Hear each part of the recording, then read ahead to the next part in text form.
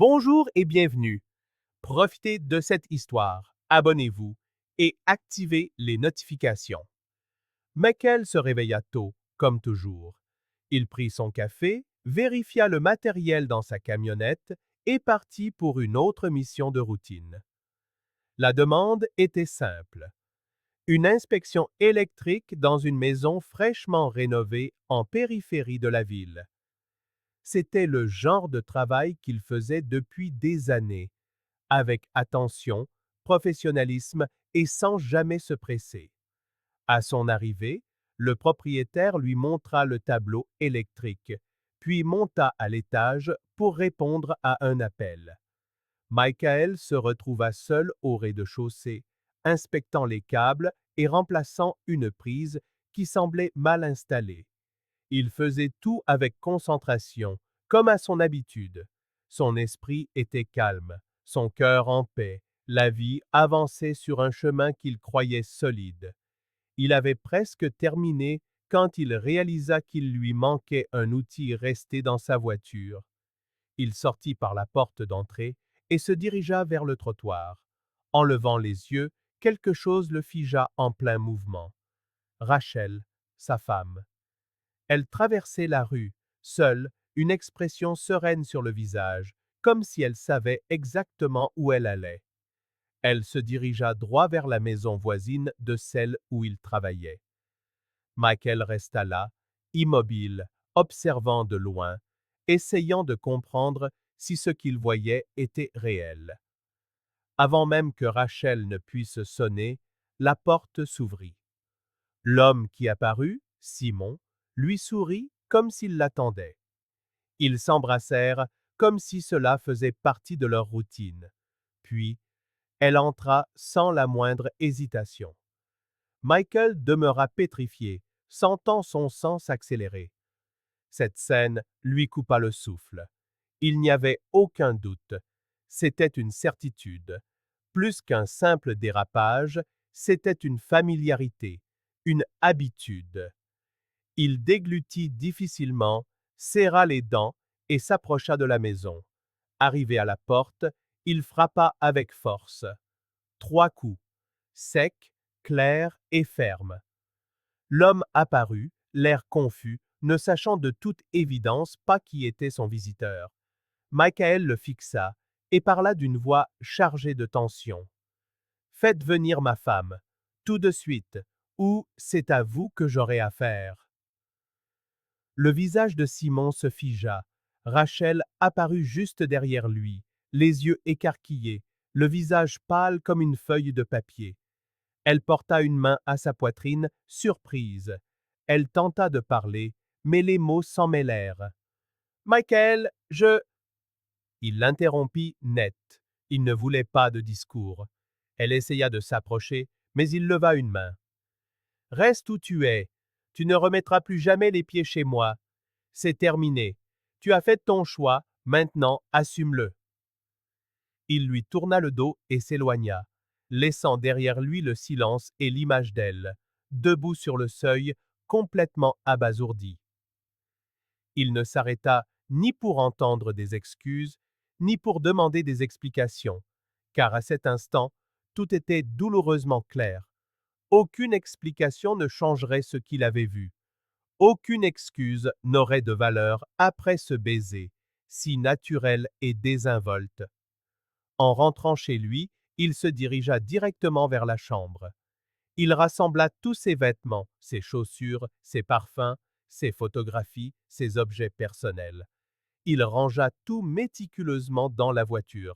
Ce n'était pas un coup de tête, c'était une décision. Il retourna à la maison de l'amant. Il s'arrêta devant, ouvrit le coffre et commença à tout déposer sur le trottoir, sans un mot. Il posait simplement les objets, un par un, sous le regard de quelques voisins qui chuchotaient à distance. Michael agissait calmement, sans faire de scène. Il faisait ce qui devait être fait. C'était la fin d'un cycle, douloureux mais nécessaire. Alors qu'il posait la dernière boîte sur les autres, une femme âgée qui balayait le trottoir s'arrêta quelques secondes pour observer, puis secoua la tête comme si elle avait déjà vu cette histoire se jouer. Michael monta dans sa voiture et partit. Pour la première fois, il sentit que la maison où il vivait était déjà plus légère. Les jours suivants, Michael se réveillait avant le réveil, comme toujours, mais le silence de la maison avait désormais une résonance différente. La vaisselle sur l'égouttoir, la brosse à dents seule dans le verre, l'espace vide sur le côté droit du lit. Tout semblait lui rappeler que quelque chose avait changé. Il gardait sa routine non par obligation, mais par instinct de survie. Il se levait, prenait son café, attrapait ses outils et partait travailler. Les voisins le regardaient passer avec un certain respect. Certains évitaient son regard, d'autres le saluaient d'un signe de tête discret, comme s'ils reconnaissaient la douleur qu'il portait sur son visage. Mais il ne cherchait pas de réconfort. Il était trop occupé à retrouver son propre équilibre. Rachel, de son côté, passa les premiers jours silencieuses dans la maison de Simon. Elle sentait le poids du choix qu'elle avait fait, mais tentait encore de se convaincre d'avoir pris la bonne décision.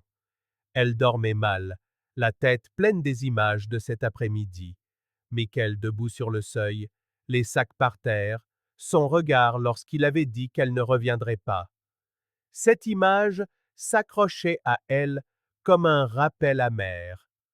Simon tenta d'alléger l'atmosphère les premiers jours, lui apportant le café au lit, improvisant des dîners, essayant de la distraire.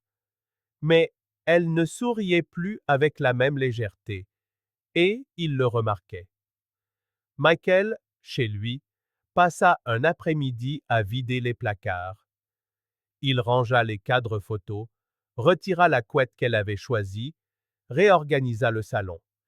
Il fit tout cela en silence, comme s'il démantelait une histoire de ses propres mains. Il jeta de vieilles lettres, déchira une carte d'anniversaire qu'il gardait depuis des années, et changea même la sonnerie de son téléphone. Tout ce qui portait l'odeur du souvenir devait disparaître. Un samedi, il apporta les papiers à l'avocat. Il dit simplement: Lancez la procédure. Je ne veux aucune contestation.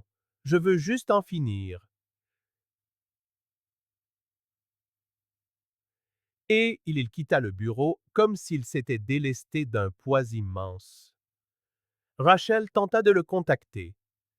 Elle envoya des messages, appela depuis le téléphone de sa mère, lui écrivit des emails pour demander à parler avant toute décision. Elle écrivit qu'elle l'aimait encore, qu'elle était perdue, qu'elle voulait arranger les choses. Michael lut tout en silence. Il supprima les messages, prit une profonde inspiration et décida que répondre ne ferait que prolonger ce qui était déjà terminé. Sa trahison avait causé une fracture irréparable. Il n'avait pas besoin d'entendre des excuses pour quelque chose dont il avait été le témoin direct. Simon commença à remarquer que Rachel évitait son regard. Elle restait la plupart du temps dans la chambre, ne parlait pas d'avenir, se plaignait de tout.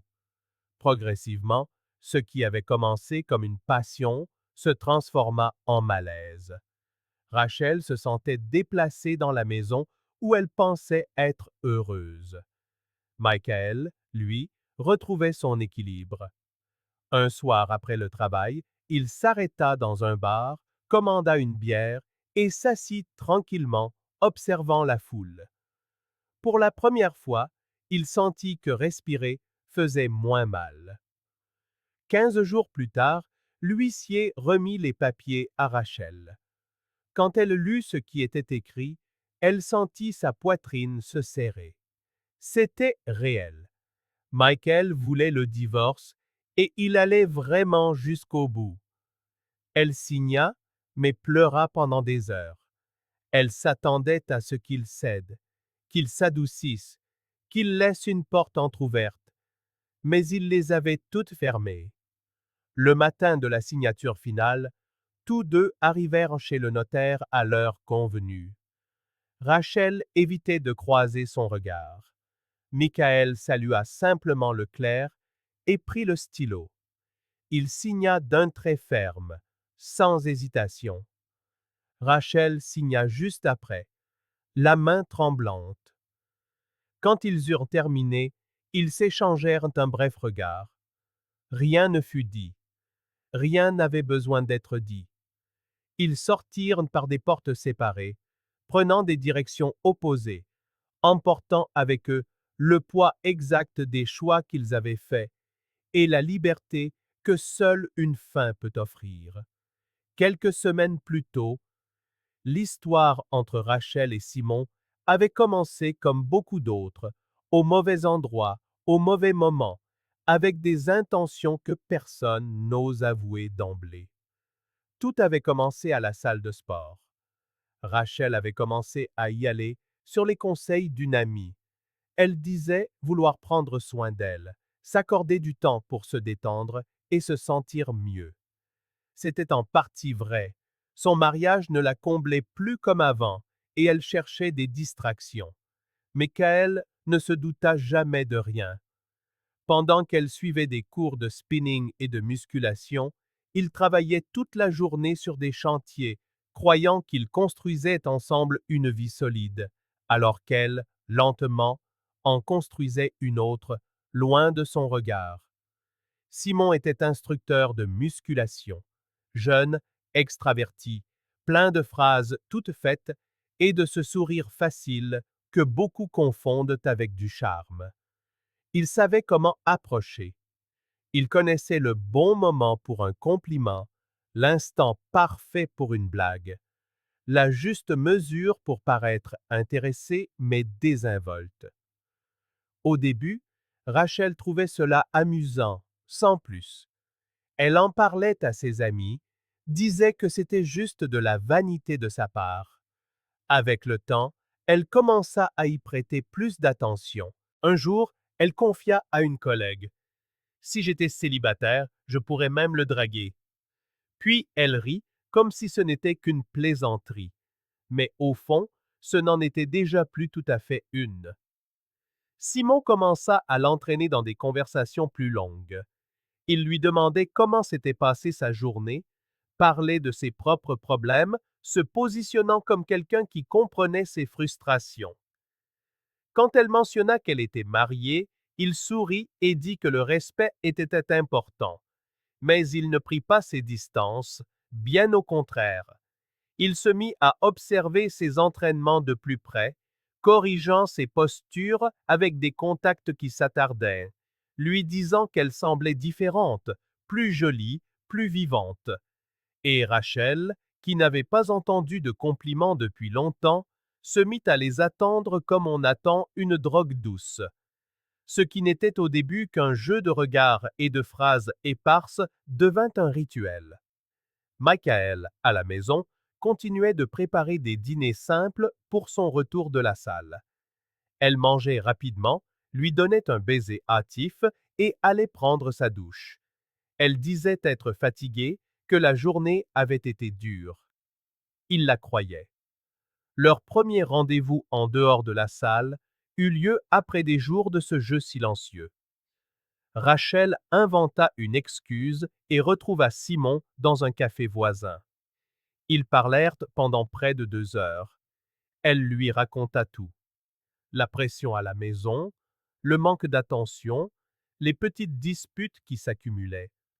Simon écoutait comme s'il ne la jugerait jamais. La véritable erreur se produisit quelques jours plus tard, quand il l'invita à voir son nouvel appartement. Elle hésita, mais y alla.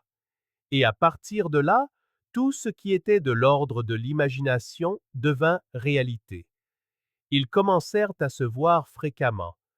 Simon, conscient qu'elle était mariée, s'en moquait. Au contraire, il trouvait cela excitant. Il disait que Michael était stupide de ne pas voir ce qu'il avait à la maison. Rachel riait, se sentant désirée. Elle se sentait revivre. Mais au fond, quelque chose la troublait. Elle savait qu'elle franchissait une ligne dont elle ne pourrait peut-être pas revenir.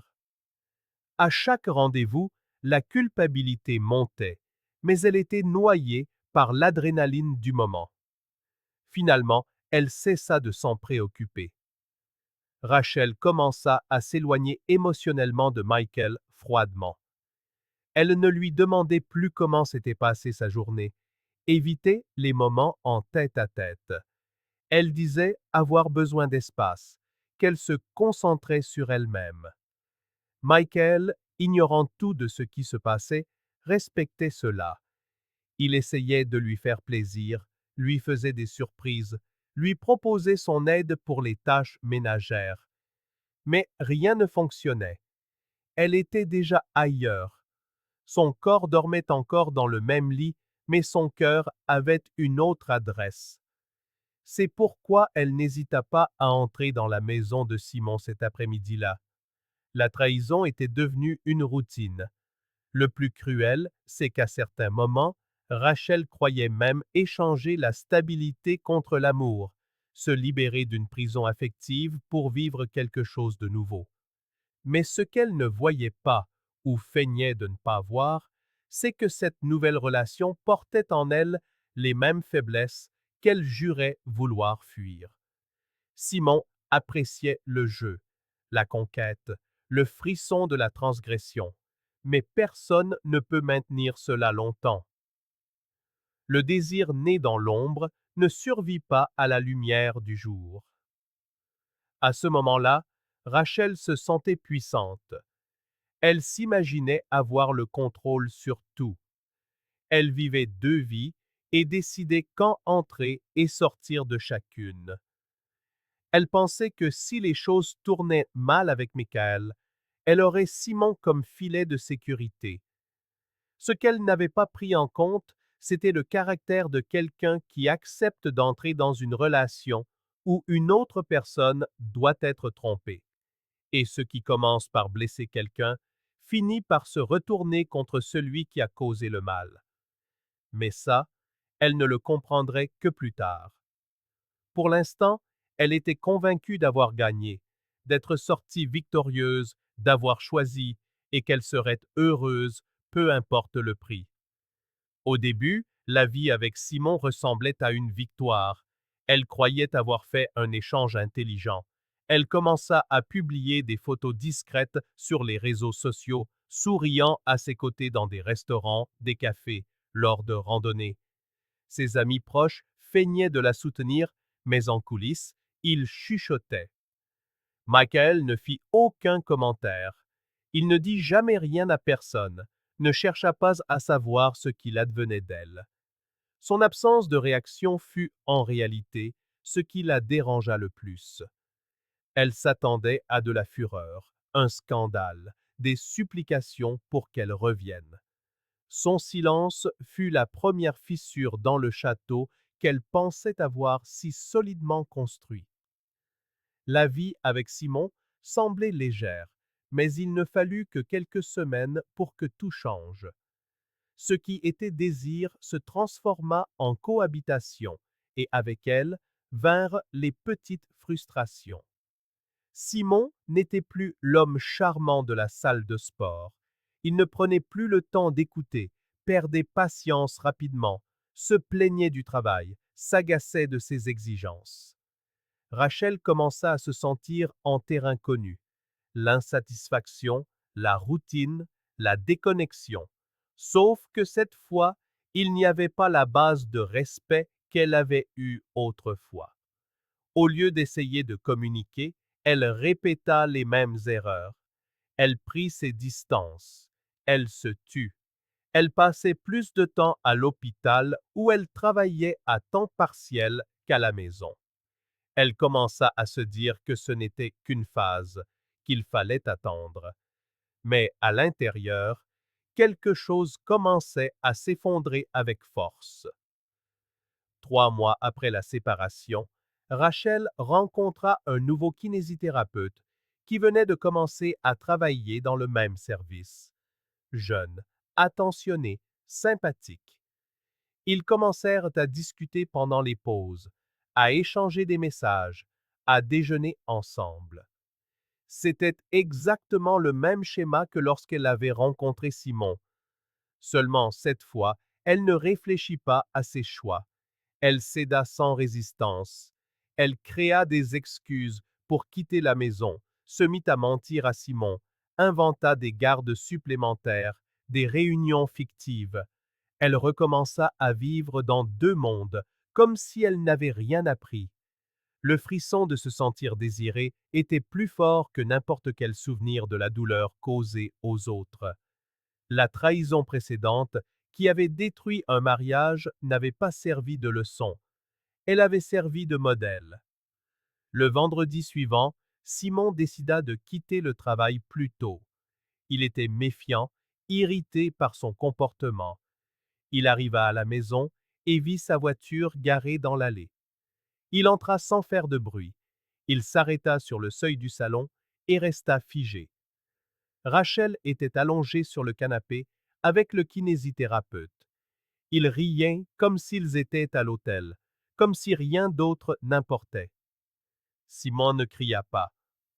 Il ne fit pas de scène non plus. Il s'approcha d'eux, pointa la porte et dit, avec un calme effrayant, « Vous avez 2 minutes. » Rachel tenta d'argumenter, mais il avait déjà tourné le dos. Il alla dans la chambre, prit une valise, y jeta ses vêtements et la déposa sur le trottoir. L'autre homme partit sans un mot. Rachel resta là, immobile au milieu du salon, comme si elle comprenait enfin ce qu'elle avait fait. Simon claqua la porte avec une force maîtrisée et s'appuya contre le mur du couloir, sentant son cœur battre à tout rompre. Un instant, il essaya de mettre de l'ordre dans ses pensées, de digérer ce qu'il venait de voir. Rachel, sur le canapé avec un autre homme, ce même canapé où il regardait des films, où elle disait se sentir en paix. Tout cela s'effondrait devant lui comme une avalanche silencieuse. Il porta la main à son visage, étouffant un soupir qui lui échappa. Et là, seul dans le couloir, la vérité le frappa avec une clarté brutale. Une phrase traversa son esprit comme une lame. Maintenant, je suis à sa place. C'est exactement ce que j'ai fait à son mari. Il resta immobile un moment, le regard dans le vide. La douleur ne venait pas seulement de la trahison, c'était le miroir. C'était le reflet de sa propre faute qui lui revenait en pleine figure. Il sentit la honte, la colère contre lui-même, car pour la première fois, il comprenait de l'intérieur ce que signifiait être détruit par quelqu'un en qui on a confiance.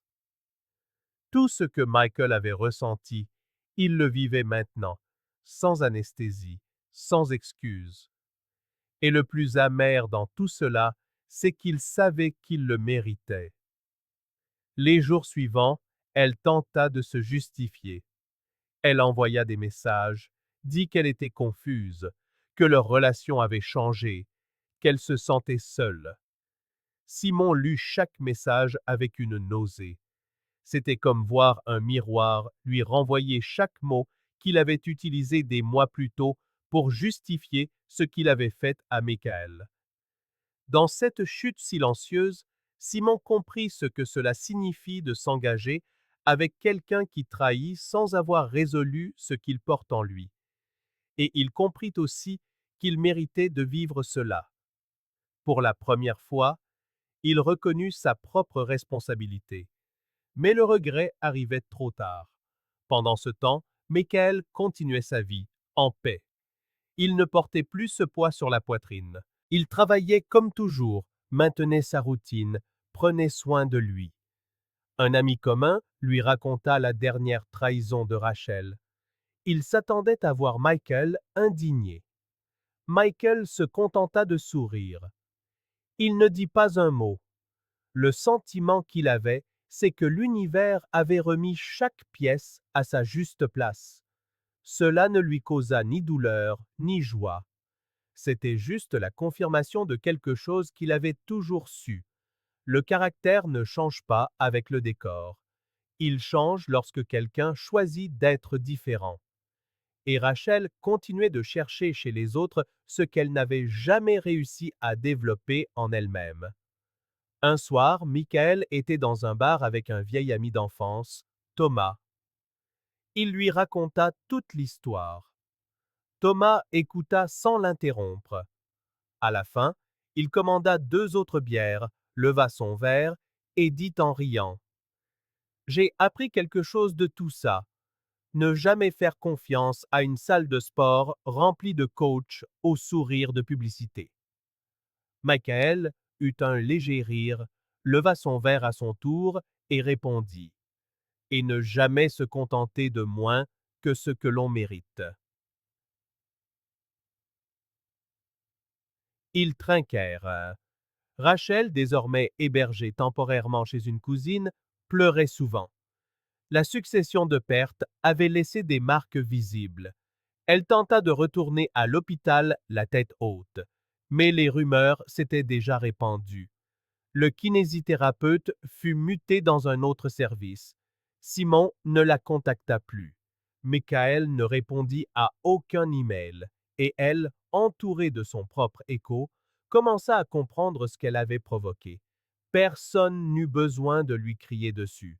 Personne n'eut besoin de claquer des portes ou de hausser le ton. C'est l'absence de réponse qui lui montra le poids de chaque choix. Car certaines pertes ne se ressentent vraiment que lorsque tout le monde est déjà parti. Et Michael, de l'autre côté de cette histoire, fermait un chapitre sans drame, sans bruit, sans regarder en arrière. Il portait la dignité de celui qui a été trahi, mais qui ne s'est pas laissé devenir comme ceux qui lui ont fait du mal. Sa véritable victoire fut d'avancer sans devenir amer, sans nourrir de ressentiment, sans chercher de vengeance. Sa paix venait de la force de savoir quand s'éloigner. Et quand on a le courage de sortir la tête haute d'une telle situation, le nouveau départ commence sainement. La vie peut prendre son temps, mais tôt ou tard, elle répond toujours. Merci d'avoir regardé cette vidéo. Si elle vous a plu, n'oubliez pas de vous abonner à la chaîne et d'activer les notifications pour ne rien manquer des prochaines histoires. À bientôt!